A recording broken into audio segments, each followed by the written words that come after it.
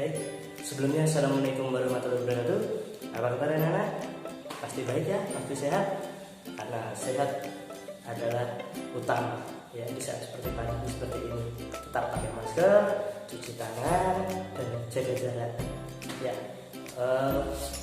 di sini Bapak mencoba bikin video pembelajaran secara daring karena seperti yang kita ketahui bahwa anak-anak belum boleh untuk mendapat pelajaran di sekolah. Jadi anak-anak tetap di rumah ya, jaga kebersihan. Tetap di rumah, jangan kemana-mana.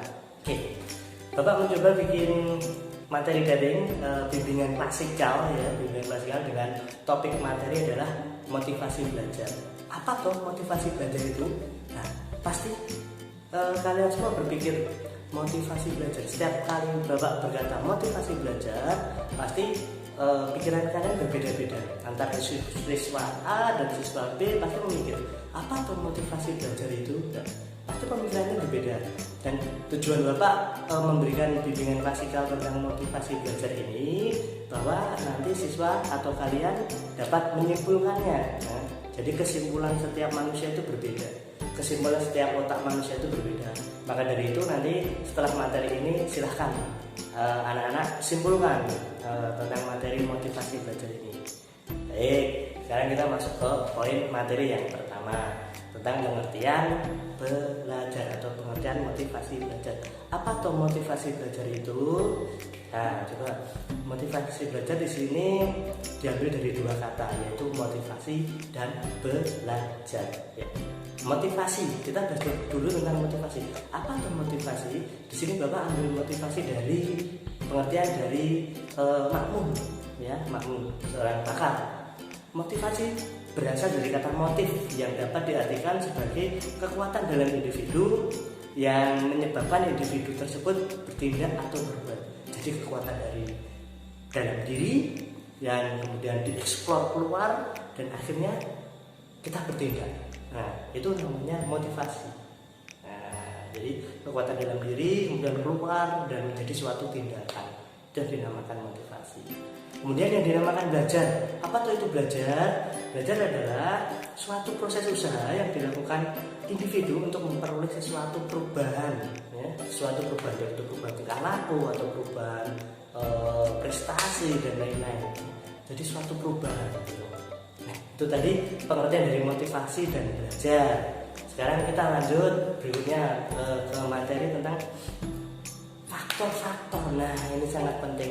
Tadi kalian ya anak-anak sudah mengetahui tentang apa pengertian dari motivasi belajar, ada dua tadi, dan kita harus juga mengetahui tentang faktor-faktor apa saja yang harus diperhatikan dalam mengembangkan motivasi belajar. Ingat, faktor apa saja yang perlu dipertimbangkan untuk mengembangkan motivasi belajar. Nah, di sini ada 4 poin dan satu poinnya terdiri dari 2 submateri. Yang pertama, faktor pertama, setiap usaha belajar perlu ditetapkan niat dan tujuan. Nah, usaha belajar harus disertai dengan niat.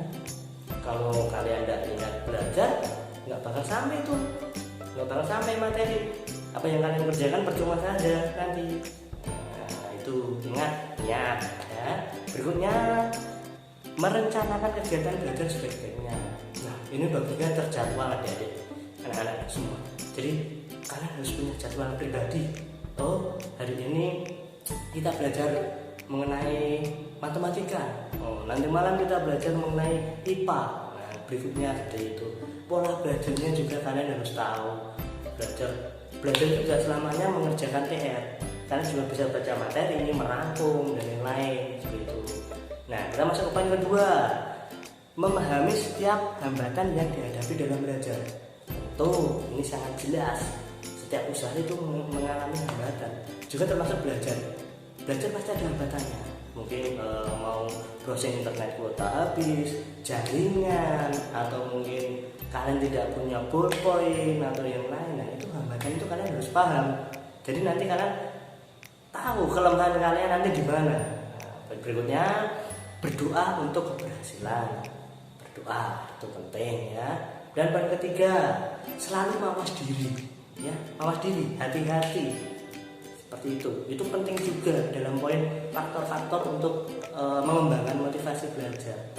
Yang mau menerima masukan dari orang lain. Nah, siswa-siswa, adik-adik semuanya, masukan dari orang lain itu adalah poin paling penting.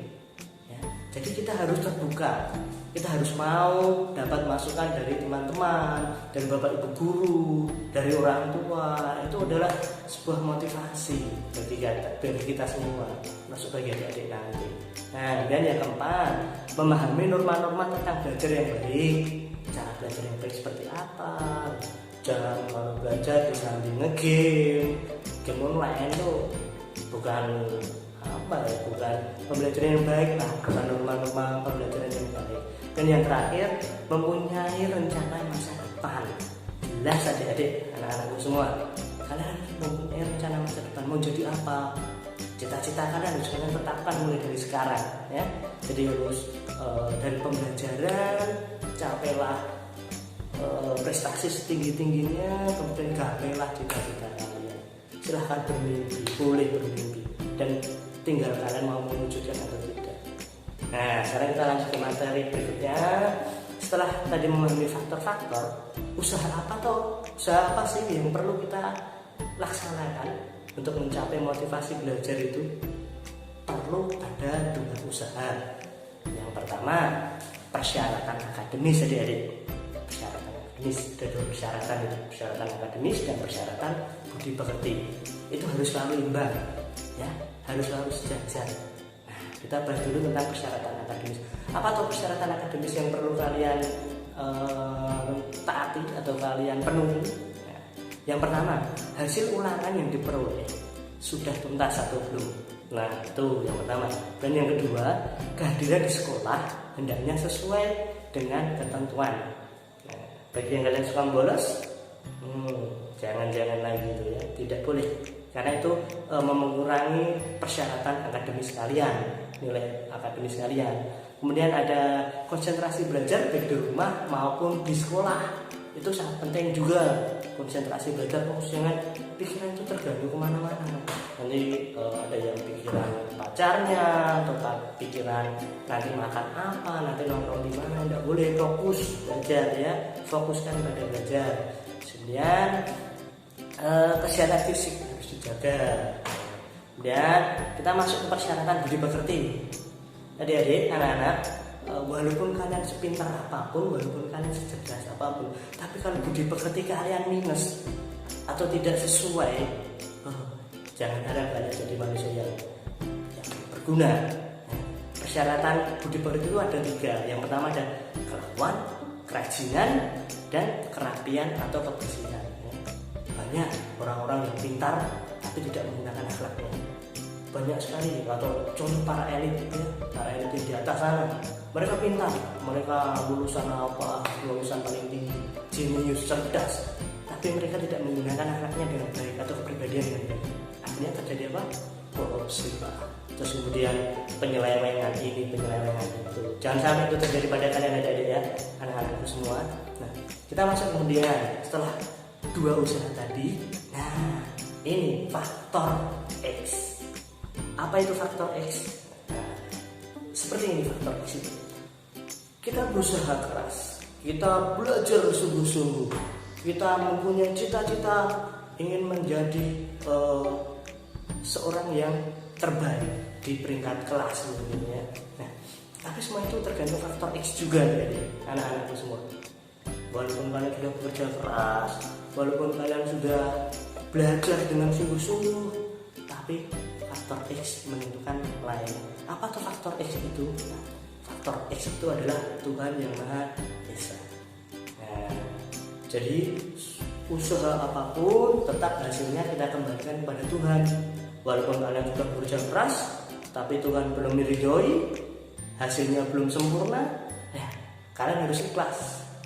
Tapi jangan menyerah. Itu tandanya kalian lebih berusaha lagi, harus berusaha lagi, harus bekerja keras lagi, adik-adik, anak-anak semua ya. Jadi agar bekerja keras kalian sesuai dengan faktor X tadi, imbangi dengan berdoa. Jadi setiap belajar, setiap termotivasi, kalian juga harus berdoa, itu paling penting. Nah, tadi dari faktor X, sekarang kita sampai ke tujuan kita, yaitu menyimpulkan.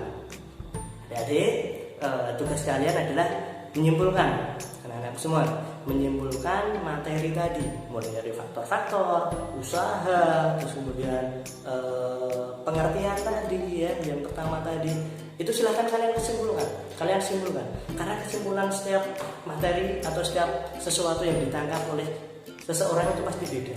Kesimpulan bapak guru sama kalian anak-anak itu juga beda. Nah, makanya silahkan kalian simpulkan, dan kemudian kesimpulannya silahkan kalian tulis di bawah di komen ya, di komen di bawah ini silahkan dituliskan apa tuh kesimpulan dari motivasi belajar tadi. Berguna nggak buat kalian? Kalau berguna silahkan kalian terapkan, tapi tentunya sangat berguna ya, dalam materi ini harus berguna. Nah, terima kasih adik-adik. Sebelum saya tutup, ini di sini ada sebuah kata-kata yang dalam banget. Itu dari Arthur Wesley ya. Kata-katanya seperti ini harus kalian ingat-ingat ya. Kalau perlu kalian catat. Orang bijak belajar ketika mereka bisa. Orang bijak belajar ketika mereka bisa. Orang bodoh belajar ketika mereka terpaksa. Saya ulangi sekali lagi. Orang bijak belajar ketika mereka bisa. Orang bodoh belajar ketika mereka terpaksa.